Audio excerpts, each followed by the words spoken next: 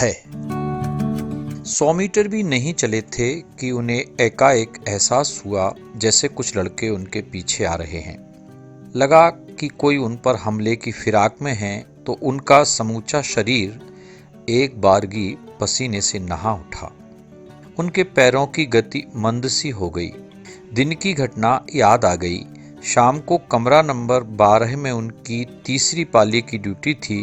तब आधा घंटा बीत चुका था जब उन्होंने देखा कि कोने में बैठा छात्र पूरी उद्दंडता से इत्मीनान पूर्वक नकल टीप रहा है।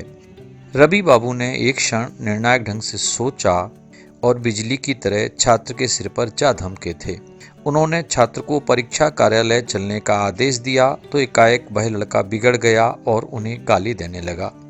बाहर तैनात पुलिस कांस्टेबल ने भीतर झांका था। पसीना पसीना होते प्रोफेसर सिंह कमरे में पहली बार आए और रवि को एक तरफ ले गए। यार, तुम भी एकदम नासमझ आदमी हो। काहे को नकल पकड़ ली सुरेंद्र की? हॉस्टल का प्रेसिडेंट है आजकल वो, अब भुगतना अपना करा धरा। उन्हें लगा कि यह सब सिंह साहब की कारस्तानी होगी। खैर, उनके साथ अगर यहाँ मारपीट होती है तो चोटों का डर नहीं है, बल्कि आज के बाद कल ज़्यादा भोगना पड़ेगा। कल कस्बे में हर जुबान पर उनका नाम होगा। पत्नी और स्टाफ के लोग उन्हें शर्मिंदा करेंगे। शाम के सुरमई अंधेरे को बेचती किसी छोटे वाहन के हेडलाइट से एकाएक उनकी आंखें चौंधिया गईं। निकट आने पर पता चला कि वह एक सरकारी जीप थी। ऊपर पीली बत्ती लगी थी और सामने पीतल के मोटे अक्षरों में लिखा था, sub divisional officer of police. उन्होंने जीप रोकने का यत्न किया लेकिन गला तो अवरुद्ध था। ब्रेक चरमराने की आवाज से लगा कि लगभग 50 कदम आगे जाकर वह जीप रुक गई है। वे रुके और मुड़कर पीछे देखा। जीप बैक गियर में चलती हुई उनके बराबर तक सड़क के उस पार आकर रुक गई। जीप में से पुलिस अफसर की वर्दी में सजा धजा एक युवक उतर रहा था।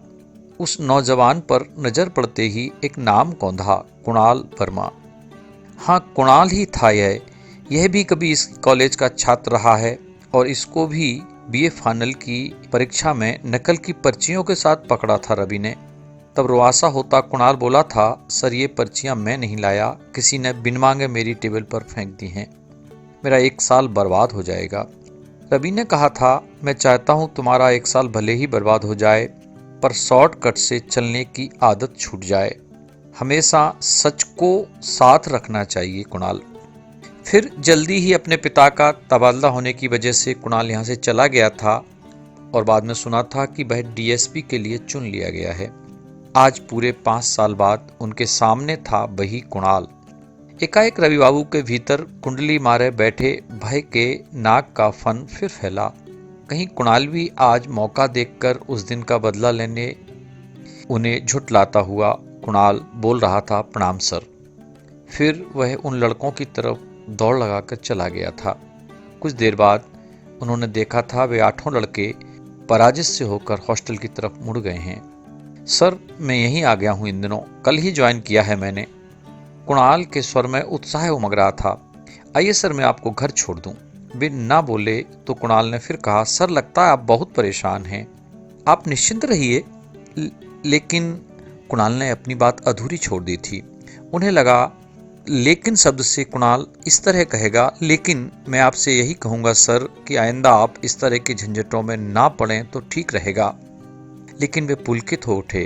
कुणाल कह रहा था, लेकिन क्षमा करें सर, आपकी कही हुई बात कहूँगा कि भले ही दुनिया में सच हर जगह सुरक्षित नहीं है, लेकिन सच कभी भी दुनिया से खत्म नहीं होता। एक बात और कहना चाहता हूँ आपसे।